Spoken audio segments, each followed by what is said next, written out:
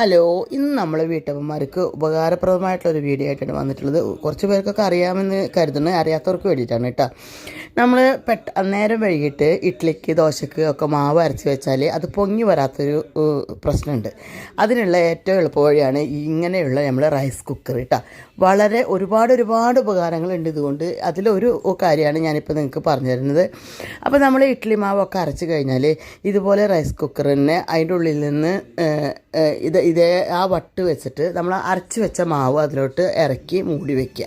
എന്നിട്ട് നമ്മൾ സാധാരണ റൈസ് കുക്കർ മൂടി വെക്കണ പോലെ അവിടെ മൂടി വെച്ച് കഴിഞ്ഞാൽ രാവിലെ ആകുമ്പോഴത്തേനും ആ മാവ് നല്ല പോലെ പൊന്തി വളരെ പെർഫെക്റ്റ് മാവായിട്ട് നമുക്ക് കിട്ടുന്നുണ്ട്. വളരെ യൂസ്ഫുള്ളായിട്ട് എനിക്ക് തോന്നി. അപ്പോൾ ഞാൻ കുറേ ആയി നിങ്ങൾക്കും കൂടി ഒന്ന് കാണിക്കുന്നത് കരുതി. കണ്ട നല്ല ക്ലിയറായിട്ട് ആ മാവ് നല്ല സോഫ്റ്റായിട്ട് തന്നെ പൊന്തി വന്നിട്ടുണ്ട്. അപ്പോൾ നിങ്ങളെല്ലാവരും ഇതൊന്ന് ട്രൈ ചെയ്യണം കേട്ടോ.